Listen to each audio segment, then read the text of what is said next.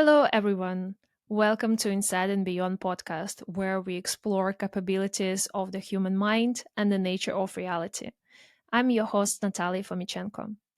My guest today is Justin Townsend, a CEO and Head Facilitator at MycoMeditations, a psilocybin retreat in Jamaica. Throughout his business career, Justin has worked as a business leader and advisor to companies, yet he has been on his personal quest to explore alternative healing methods to combat his own anxiety and depression. After attending a retreat with MycoMeditations back in 2017, he saw a unique opportunity to combine his business skills with his interest in alternative healing. Justin believes that psychedelics is an exciting path forward for mental health. Justin, welcome to the show. It's so nice to have you here. Good morning, Natalia. Thank you for having me on your show. Thank you for coming. It's really, really exciting to have you here. So let's start from the beginning. You run a retreat called MycoMeditations in Jamaica. How come that you do it? What has your journey been up until now, and why essentially you are doing what you're doing? Okay. So, MycoMeditations is a psilocybin assisted therapy retreat, as you said, based here in Jamaica in the Caribbean. We are a Western contemporary therapeutic model. So, how did I come to be the CEO? I have a 25-year corporate career history. Hmm. If you looked on LinkedIn, that's what you would have seen up until a few years ago. And I didn't really come out of the psychedelic closet until 2017, 2018. And yet my history with psychedelics goes back, well, my first experience in my teens with mushrooms, noticed, scared myself a few times, noticed also that it had a positive effect on my anxiety and depression.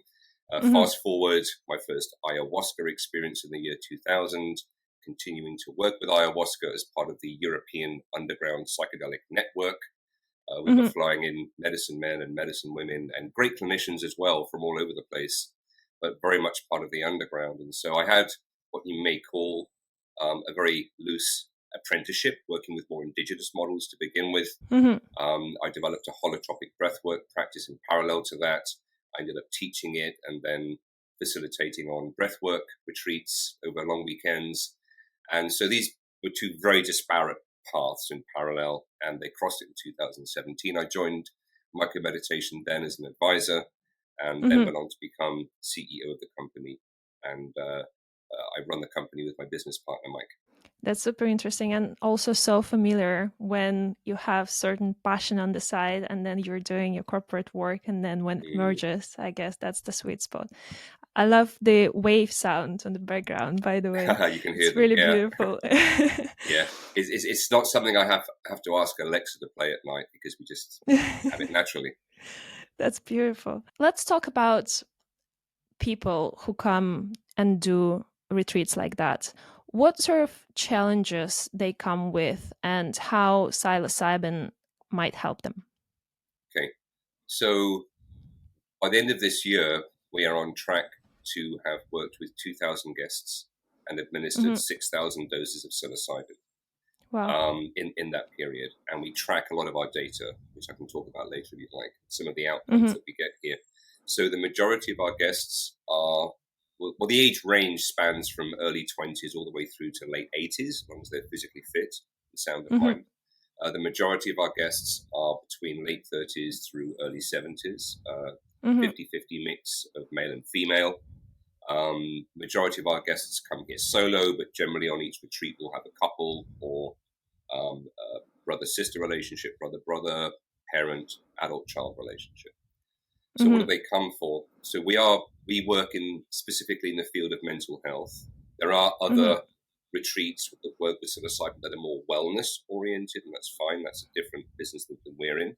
Nevertheless, we do have guests that come and they don't particularly have mental health issues, but maybe they're a bit stuck in life.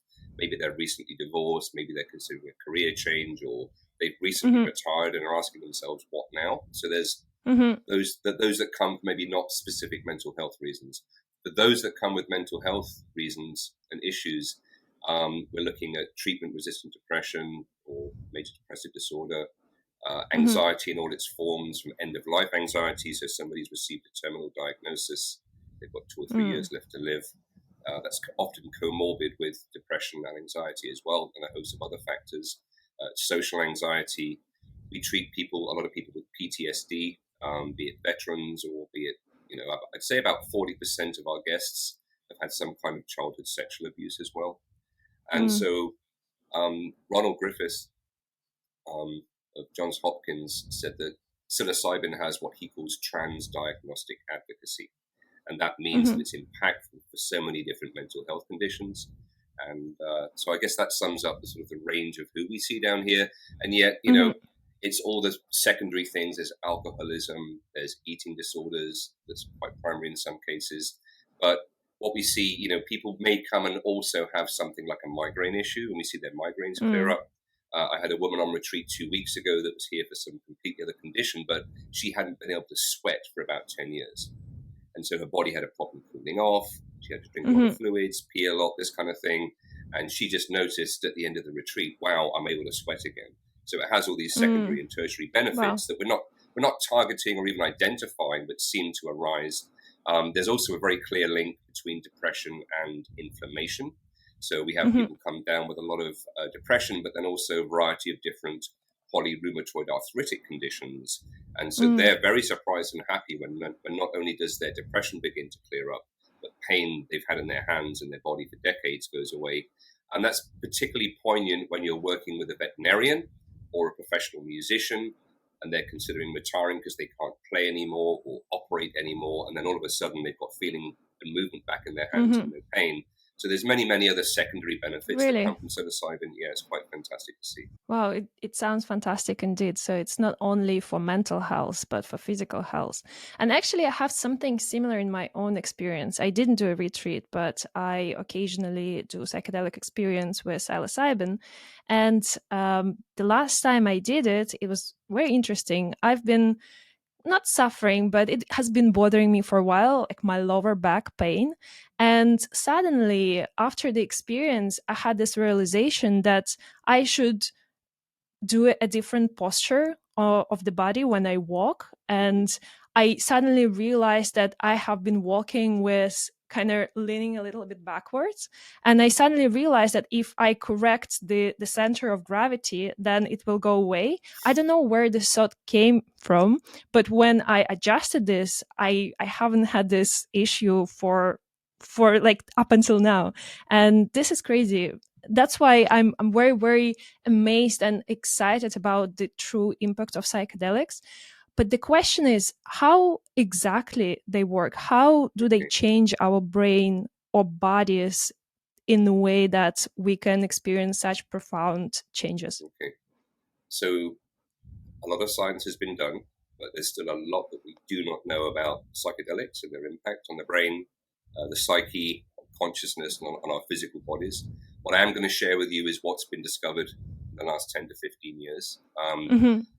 And even that is evolving as more science is done. Okay, so none of what I'm about to say right now is absolutely written in stone, but it seems to infer the direction in which things are going. So, Yeah. on a neurological level alone, the consumption of therapeutic doses of psilocybin leads to heightened cognitive plasticity. That means our brains Mm-hmm. become more malleable. Now, what does that mean in real life? It means that, we've all bought books and read books about how to change your habits, but we all know how hard it is to do so, right? When Yeah. you have, during the week here, 3 doses of psilocybin, that heightened cognitive plasticity and neuroplasticity remains for about 6 to 8 weeks. And that means that Mm-hmm. when you go home, if you've identified within yourself some maladaptive behaviors or um, ways of looking at the world that are a bit limited, when you go back home, it's much easier to reframe the world and lay down new behaviors. So that's the Mm-hmm. neural cognitive plasticity piece. I suppose that one of the core pieces is that's identified is that we have a construct in our brain that's called the default mode network. Yeah. This is basically where the scientists believe our sense of self resides, our ego self. Um, Many of us have an overactive default mode network, and it tends to come online often when we're not doing something that's task focused. So you may be lying in bed at night that covers up to your chin, and you're trying to sleep, but your mind is full of this chatter, all related to Yeah. you, right? And if you're anxious, that can lead to catastrophic thinking and chronic worry and recriminating with what you've done and said in the past and worrying about the future. Mm-hmm. And if you're depressed, an overactive default mode network can lead to very deep rumination as well. And so another example might be you're having a busy day at the office, you want to go outside and lay in the park under a tree, have some peace and quiet, and yet that internal chatter never stops, right? What about that email I have to answer? What about that client? What about the groceries? What about the kids? And so when you take a therapeutic dose of psilocybin, basically it resets what's called your default mode network. Now, the default mode network comprises the frontal cortex, hippocampus, amygdala, various other cortices, all of which are responsible for things like future planning, past recall, emotional regulation in the case of the amygdala. So you can imagine that when this is reset, there's quite a substantial change in the mind with regards to inner chatter. So that's the default mode network aspect around this. That's just neurological. If you look at the psychological impact of a journey itself, it takes sometimes a lot of courage to enter these spaces. One of the key mediators of psilocybin, and there are three. One of them is cognitive insights. That means that you may get insights into particular aspects of your behavior that maybe began through a traumatic event in childhood or through neglectful parenting styles of your parents. Maybe you internalized a narrative about yourself that wasn't healthy, and you carry this into adult life, and it's restricting how you navigate the world, it's restricting how you interact with people, and so on and so forth. It has myriad impacts. And so you can get cognitive insights. You may recall that time when mum or dad shamed you for a particular behavior that wasn't appropriate in their eyes, or yelled at you about something, or even raised a hand and physically hit you. You've maybe lost the original memory of that, but this can come back to you later in life. So that's the cognitive insights piece. The other mediator is the emotional breakthrough. So psilocybin is known as an AB reactive, and that simply means that it can bring that which has the most emotional charge within you to the surface for processing. Now, most of us don't like to have uncomfortable feelings. We have a habit of distracting ourselves from them or actively suppressing them. They become repressed. They don't just disappear into the ether. There's a very good book about trauma called The Body Keeps the Score, okay? And what that speaks to is when we go through traumatic events, our body will hold on to the physiological and emotional response to those events. And what that can lead to is a lot of our vitality being drained just by keeping a lid on all this material that our psyche doesn't want us to look at or that we don't want to feel. Leads to maladaptive behaviors. We can end up in patterns of abusive relationships. We can end up with drug and alcohol addiction, this kind of thing. So when we have psilocybin, it can cause catharsis, which is the processing of these repressed emotions that have been limiting our lives. And actually, the more repressed we are, the more emotionally rigid we tend to become as well as we develop over the decades. And so the second piece is the emotional breakthrough. Now, an example of that might be I had an Indian chap down here whose father died 20, 25 years ago. He numbed himself. He didn't allow himself to feel his emotions. 20, 25 years later, he's here. And on the first dose, that's what happened for him. He had all the memories, happy memories from childhood, and then he was able to process this river of grief that came out of him that he'd been holding on to for 20 years plus. The final piece of the third mediator, if you like, is what's called the mystical experience. And so when we take a therapeutic dose of psilocybin, our sense of ego and our boundaries in the world dissolve, okay? And this opens us up to a sense of a noetic experience, in some cases a religious, spiritual sense to this as well. You don't have to be religious to have a mystical or spiritual experience. And I've seen even the most hardcore material reductionist scientists have their worldviews completely shifted through powerful peak experiences with psychedelics as well.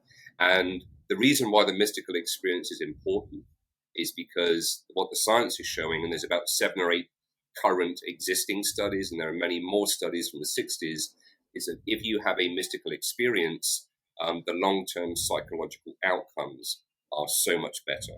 And so that Yep. third aspect, the mystical experience, is key as well. That's incredible. So many benefits to Mm, what you're doing. I guess psilocybin is not the only tool that you can use. We have actually talked about default mode network with another guest of mine, Tom Gallia, in the previous episodes, and he uses light in order to trigger the change in default mode network. So we have discussed this extensively with him as well. And I also, from my own experience, I am a coach, and throughout the therapy or coaching journey, the client also sometimes gains insights and understands their feelings that have been suppressed, as you say, throughout their lives. So I guess from what I'm hearing, the key difference between doing psilocybin versus other tools would be that psilocybin experience is much bigger, I guess, is flooding into your mind, and you kind of have to deal with everything that comes out at once. How safe is it for people? okay. I'll talk about. There are times if we are very repressed and a lot's happened in our lives and we haven't been in therapy to address any of that, that yes, a Mm-hmm. lot can come out in a short space of time. Yep. But our model and our retreat teams, we are the constellation of our team is most of my team are predominantly licensed therapists, trauma informed, they're psychologists. We have a psychiatrist on team, and so Mm-hmm. um, this material, whether it comes out slowly, gradually, or suddenly and immediately, um, gets worked with our therapists and working with the clients to help them make sense of it, to integrate it into their lives. And the integration piece is a core part of the therapeutic approach that we take down here as Yep. well, and continues for some weeks after our guests leave.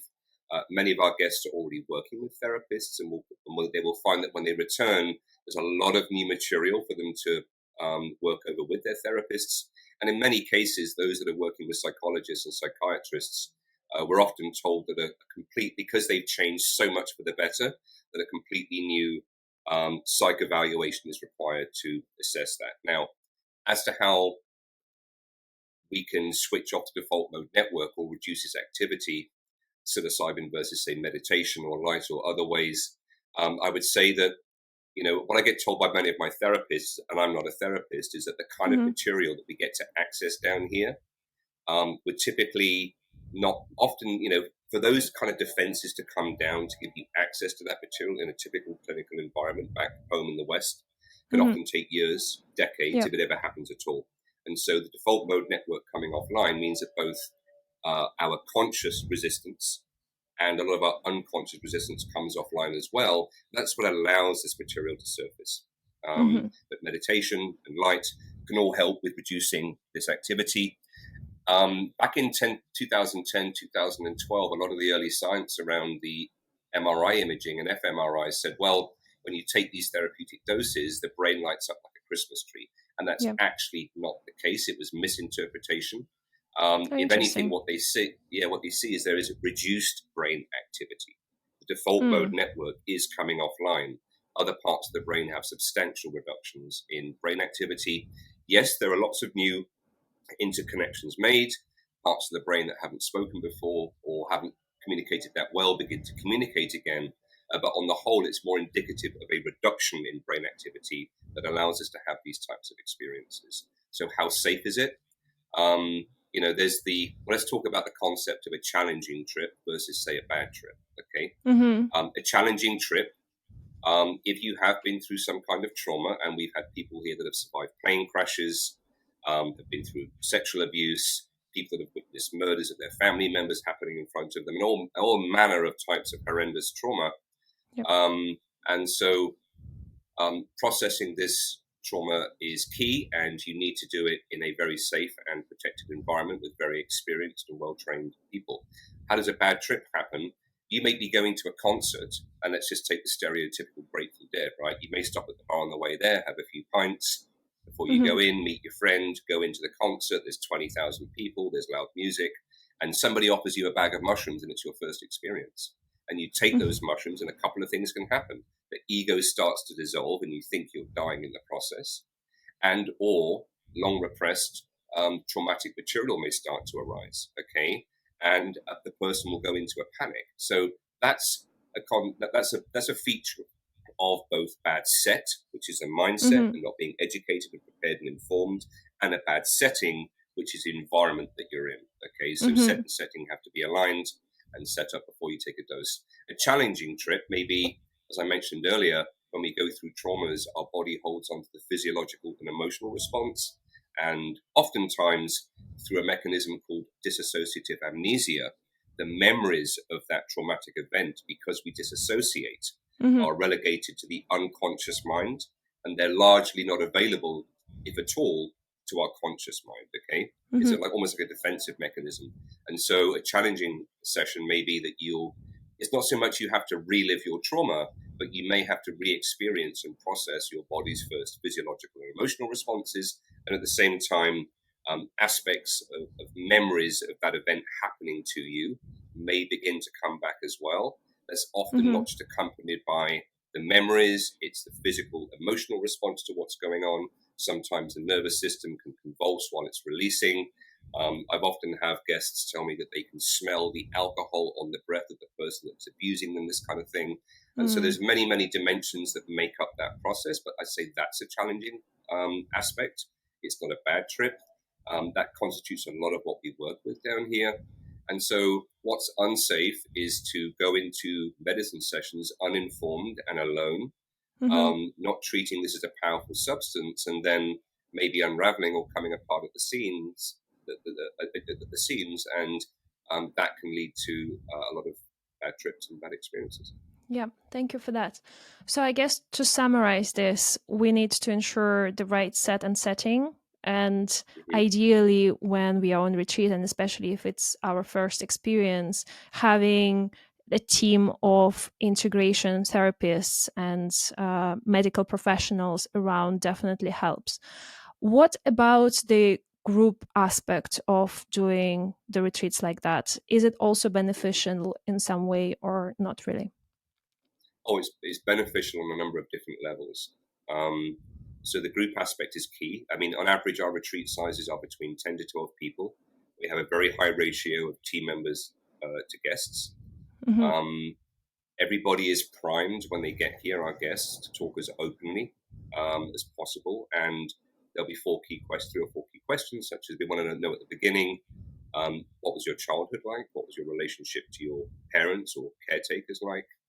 Any major events that have happened in your life that you're willing to talk about, even though it's uncomfortable, and then what are your intentions and hopes for this week? And generally, a lot of ground gets covered in that period of time. What that creates, first of all, is everybody is sharing, is a very tight bond between the guests. Everybody starts to root for each other, and often what the guests learn about each other is a lot more than even our guests' loved ones and close friends would know about. It's a safe environment to share. The art of group therapy, because it's our lead therapists that lead the group therapy, is that as we are doing our group integration therapy, okay, is to tease the experience, more the experience out of that particular guest, to work with the dynamic and tension in the room, because it can be emotional, right? Some people may withdraw, some will lean in, some are very relaxed, there can be upset and tears. So to work with that dynamic and tension, then ultimately to use what the guest is talking about to illuminate the rest of the guests about certain perspectives on their own narratives and their own mental health journeys. And so that group is key, and you learn so much more as a guest. And so that's the art of doing group therapy and why we do it. But as you look at the industry moving forward, is probably going to be one of the go-to models, because as we looked at what MAPS did, right, with MDMA therapy, and we're seeing the cost of that projected into Australia right now, there's going to be a bit of a lag time before insurers come on board. Even then, the medical model looks something like one or two therapists, or minimum one therapist and one assistant, for something like 7 to 8 hours just during the dose alone with one patient. That becomes very expensive very quickly. I've seen MDMA therapy at $20,000 to $30,000 US. We know that what's arising out of Oregon right now is one individual psilocybin session starts at $3,000 in some cases because the overhead is Mm-hmm. so high. And so group therapy really allows for that scale of economies to kick in, and make it more cost effective for insurers and out of pocket payers, but also it's an incredibly therapeutic therapy as well. I think when many therapists come to this, that they're used to all the limitations of the existing therapeutic modalities. And so, but what we have to address with these powerful experiences is, on one level, what people will experience will be very personal. Okay. Mm-hmm. And there are certain therapeutic modalities that you can apply to that, whether it's integrating parts of ourselves, whether it's helping to moderate behavior or certain disproportionate emotional responses to Mm-hmm. triggers in the world. But there's, big philosophical questions sometimes that come out of these experiences, big cosmological questions that can come out of this. There is such a wide range of experience that you can have, that being well equipped to provide frameworks of understanding to our guests is really Mm-hmm. quite an important part of the role as well. Of course. And since we are talking about investment, what is the average investment that a person needs to do to come to your retreat, for instance? Okay, so we have three different price points, and they've been separated into classic, which is our more rustic Jamaican retreat style. That's the Mm-hmm. lower end. A shared room on a classic retreat is likely to be upwards of $4,500 for 7 days. Mm-hmm. That's all inclusive, minus the flight. So that's all the psilocybin therapy, the doses, the accommodation, the food, the massages, this kind of thing. The I see. next price point is our comfort level, on average about $7,000 and upwards, whether it's a single room or shared. And then our concierge retreats are the higher level retreat, going north of $11,000 for the week, all the Mm-hmm. way up to $23,000 for a shared room. And nothing about the quality of the therapy or how we do things changes. The team ratios remain the same. All Yeah. that changes in that really is what Comfort. quality of accommodation, comfort, food, etc. Yeah. do you like to have? Yeah, that's great. I would like to come back to the spiritual and cosmological aspect, because you mentioned a while ago that essentially on psilocybin, our brain sort of subsides and shuts down, yet we have very vivid and bright experiences. So it almost means that the brain, the functioning of the brain per se, is not a predicament for us having very alive experiences, which is something that we have discussed also with another guest of Mm-hmm. mine, a specialist on near death experiences in previous episode, that essentially it might mean that our brain is some sort of receiver of the information out there, and when it subsides, then we have almost more access to the larger reality out there. What do you Mm-hmm. think about this hypothesis? Okay, so having worked a lot with psychedelics and having had many peak experiences and all manner of experience, and having worked with hundreds, if not thousands, of guests, I yes, we are a science and researched and evidence-based model in how we Mm-hmm. approach this. What I don't have much influence on is the material that comes up with people and the nature of that material, and how they may choose to interpret it. So believe Mm-hmm. you me, I have been down many rabbit holes in the last 20 years looking to understand the nature of these mystical experiences and all the other types of things that can happen, from what seem to be like very vivid and real, as if I'm here with you right now, past life experiences, to dead relatives showing up, to lots of heightened synchronicities going on. I think the hard question of consciousness is going to remain elusive for a while. Um, yes, I think the default mode network shutting down temporarily gives us access to so much more of understanding of what the nature of reality is that we don't get to experience with our five senses. The way I see that is that um, reality is a dashboard, and it's just like when you fly a plane and you have dials for wind speed and temperature. Well, imagine that you were only flying by instruments. That Mm-hmm. instrument might represent wind, and that might represent ambient temperature, but it's not reality. It's only a dashboard of reality. Yeah, Okay, it's almost like a so desktop, right? Where you have exactly, folders, but it's not exactly a exactly, folder. and Mm-hmm. And so when the visual senses and hearing senses and other senses come offline, just to a certain degree, we get exposed to so much more of what reality is. So I think that's going on. It's also noted that if you look at people that have, say, later on in life, something will happen and they'll have savant-like abilities, be it Mm-hmm. through a traumatic brain injury or through an illness. Often you see that brain activity has been shut down permanently, and it's then allowing these savant-like abilities, be it Yep. mathematics, music, to come forth. Mm-hmm. I think I could say potentially this is available to everyone, but it hasn't been selected for in a evolutionary survival perspective. Being a savant at mathematics or art or music doesn't lead to any more survivability potentially. So that's why we Mm-hmm. don't all get access to it at all times. For me, I'm observing there's an increase in what's called panpsychism, Mm-hmm. evolving in the psychedelic space as people are having more and more experiences. And the concept of panpsychism is ancient, and it states that consciousness basically resides in everything around us. And just like water can occupy many vibrational states, it's here in the humidity in the air around me right now in Jamaica, but I can't see it or really feel it, right? You know Mm-hmm. that there's fluid water, ice, steam, condensation, etc. This is where the panpsychism direction is going.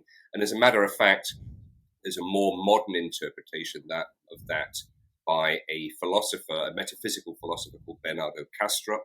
He Yeah. alludes to this as analytical idealism, Idealism. Yeah. and yeah, and I think that's more in line with what I witness, at least, and experience with psychedelics. Mm-hmm. But I have to be, I would say, I'm at this point, I'm radically agnostic. I'm not going to Mm-hmm. pin the map in any particular place and say that's it. Because over the years, I've discovered that as science discovers more, what seems to be supernatural becomes natural and Yeah. self-evident and obvious. So for me, the jury's out. What I am interested in, though, is the techniques that work, that allow people to bring people healing. And so that's where I focus, and that's why I remain somewhat radically agnostic. And yet, many of our guests come here because they want to be re-enchanted with nature and the world again and the mystery of life. And many have a very impoverished view of life, right? They were raised that way. They live in cities, and it's all about being on the grind. And so I think psilocybin especially is very good at helping people reconnect with the enchantment of the natural world and the mystery of what we exist within. Yeah, that's beautiful. It's interesting what you've mentioned on whether or not it is required for survival. And yes, looking on the evolution, it is not really required to have a high level of consciousness and have access Mm, to paranormal thing. But if we take another perspective, as in if our purpose on this earth is to somehow increase the quality of our consciousness in order to progress throughout whatever reality mm, levels we have out there, then having access to those higher abilities to do something artsy or something supernatural may mm. help us progress and also may help us inspire others and lead others. So it almost sounds like that it's not given for granted as pure survival mechanism, but only when your level of consciousness is ready to have it Okay. in a way. And that's something that I've also discussed with another guest of mine, Tom Campbell. And I feel like it all falls into into right pieces, but I agree with you, it's very difficult to pinpoint the right way of what consciousness is and what reality is. Yeah. I would add to that as well is that as you look at all the latest research, especially on the left and right brain hemispheres, okay, Hmm. we have become in the West, we've industrialized very quickly relative to our history.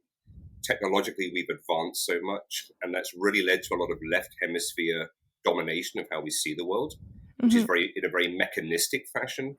The left hemisphere likes to label, categorize, compartmentalize, and have answers and meaning. Well, maybe not meaning. And so when you see something that's new, your left hemisphere goes, okay, that's something that looks like this that I'm familiar with and does that. I'm going to put it in this categorical box. Hmm. Whereas, and so we can often become very focused on the mechanistic, independent things in life, the Mm-hmm. individual things we're looking at, and yet the right hemisphere tends to see the collective of everything and the whole, Mm-hmm. right? And so many of us are stuck in this mechanistic left hemisphere worldview and lose sight Mm-hmm. of the whole and how everything comes together. So Yeah. maybe that's a symptom of how we are developing anyway in the West and somewhat to some degree in the East, and so this right hemisphere, I think there will be a natural balancing over time. Mm-hmm. Um, is the meaning and purpose of life to allow us as human beings to develop our conscious awareness to lead to a better life for everyone? I don't know whether I define that as the meaning and purpose, because I think that we are a part of nature, we arise out of nature, and nature is amoral. Self-awareness that we have as human beings has only come into play in the last 30,000 years. Do I believe that the evolutionary um, machinery and architecture behind everything is leading us towards this? I don't think I don't, it seems like it is, but I'm not going to say that it's designed to be that way. Mm-hmm. Maybe it's just a Yeah. natural process that we're going through. Yeah, it's interesting about left and right hemisphere. Another way to look at this is left hemisphere is more rational thinking and Mm-hmm. understanding reasons and consequences of things, and right hemisphere is more intuitive.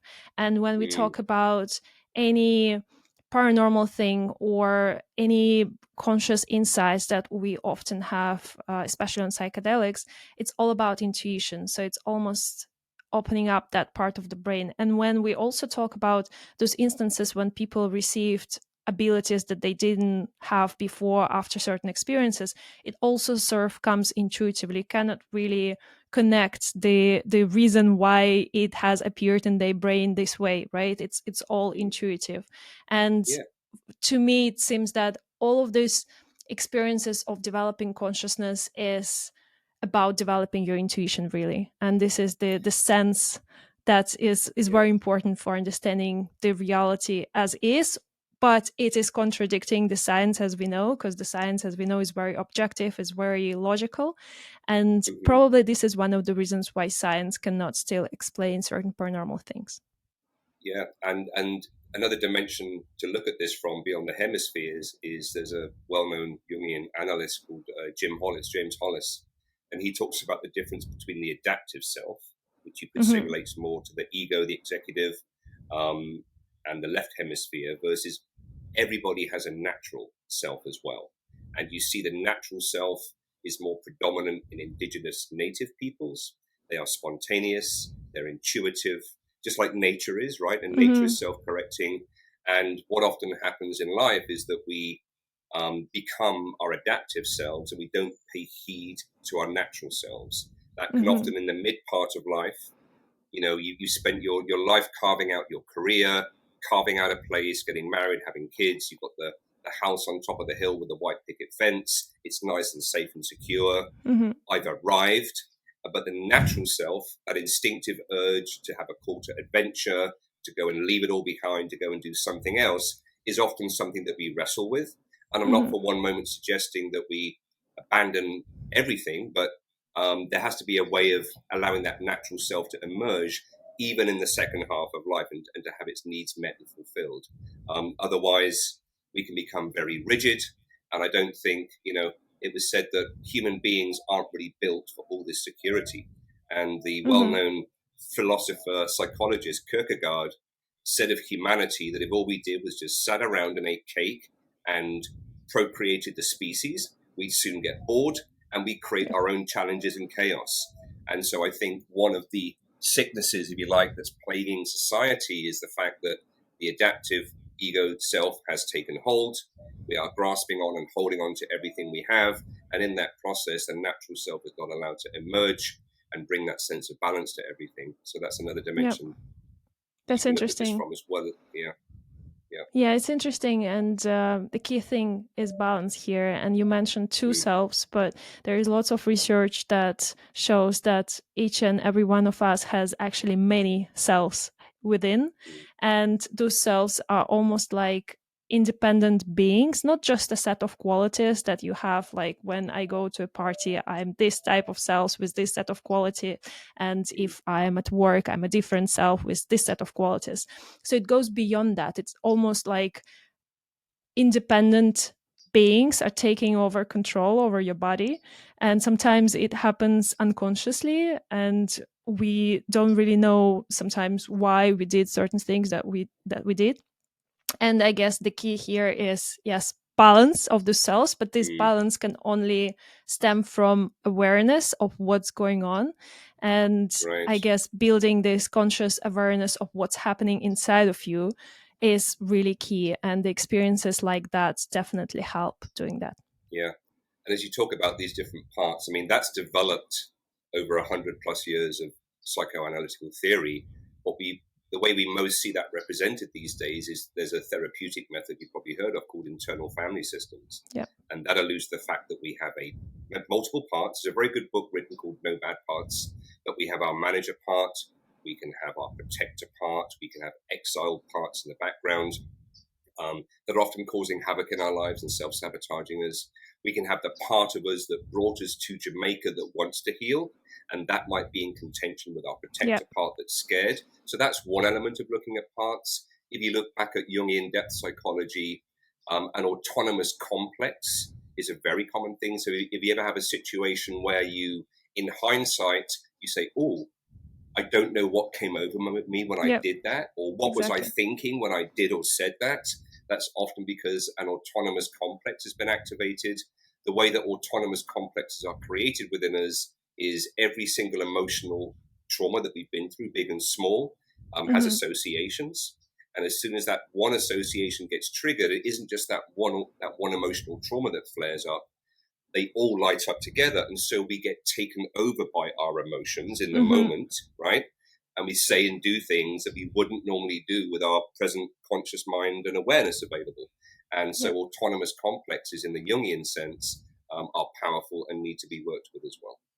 Yeah, that's super interesting. And we all do have it. So it's healthy to have this sort of multiple personality notion inside ourselves. But sometimes it can be a disorder. So essentially a dissociative personality disorder is when those different part of ourselves are taking over our bodies without us controlling it. And that Mm-hmm. is a really, you know, this is a disorder essentially. This is not normal, but we need to be aware that in the normal psyche it happens, and the Mm, more we are aware of what's going on in the moment, the more we have this opportunity to not necessarily even control it, but somehow get into agreements with different parts of ourselves, and therefore have a more fulfilling life. yeah, and all of this tends to arise out of disassociation, but I don't mean disassociation just in the clinical understanding of disassociation. Hmm. Obviously, it's very clear that there are varying degrees and severity of disassociation. They arise out of trauma and a whole variety of other reasons as well. And when we forget something, right, and we're trying to make an association towards something that we've just forgotten and we can't associate, you can see that as a temporary form of disassociation. When you're in the car as a passenger and you're daydreaming, that's a form of disassociation. So it comes in varying degrees of severity. But I wanted to address disassociation in a more broad term because we all do it all the time and it's part of the human experience to some degree. Yeah, thank you for that. This has been so interesting. We went deep, as always happens. Before we finish, I wanted to get back a little bit to the theme of having a retreat with psilocybin versus with other substances. What can you say about the differences or pros and cons of having psilocybin retreat versus something else? Okay, so most of the research, the weight of the research up until now has been around MDMA and Hmm. psilocybin. So a lot of that efficacy and safety and the therapeutic methods around how you work with it have been developed and proven. Um, so when you're looking at other psychedelics, classic psychedelics such as NN-DMT, which is the core molecule in ayahuasca, 5-MeO-DMT, which is now being synthesized, but originally comes from the Sonoran Desert Toad. When you're looking at other psychedelics such as LSD, research is happening around all of those right now. But at the core, they all seem to have some impact on resetting the default mode network. And I think Mm-hmm. that's where the bulk of the weight of the work truly begins. What I would say is that I don't know enough about the research around ayahuasca, DMT, and 5-MeO and LSD.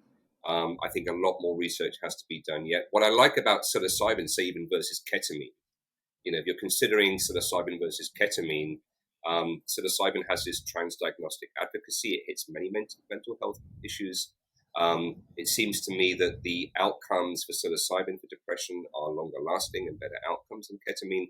And we know that because we look at the research, but we also know it because we have longitudinal surveys that we do with all of our guests. So before they arrive, we ask them to Mm-hmm. fill out rating scales for depression, anxiety, alcohol use disorder, PTSD.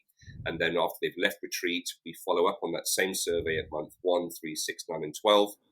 And so as we look at our 12 months data, we are seeing very clinically significant reductions in or complete eradication of depression and PTSD Mm-hmm. symptomology, as well as anxiety as well. So I can point to our own research, and that matches at least the efficacy of what's happening in research trials, if not better. And I'd Mm-hmm. say that whereas a research trial has to work with one condition, like this one individual with depression, but doesn't have any more comorbidities, that's not really representative of mental health in society as a whole. One person with one condition. Our data sets are very representative because most of our guests come with a myriad of different mental health issues and other issues going on in life as well. So Mm-hmm. for me, the reason why I work with psilocybin and not with ayahuasca and other psychedelics is because this is where our experience is, and from my perspective, it's validated by the research. It seems to have the most efficacy across a broad swathe of mental health conditions. Yeah, thank you, Justin. Is there anything else that you would like to share with the listeners, maybe those who are thinking about doing a retreat like that?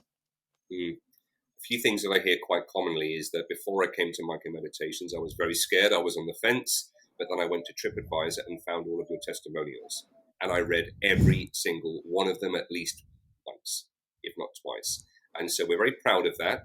We have over 240 reviews, of which 99% of them are 5-star reviews. And they're long testimonials. So our guests tend to find their own stories before they get here Mm-hmm. reciprocated in those testimonials.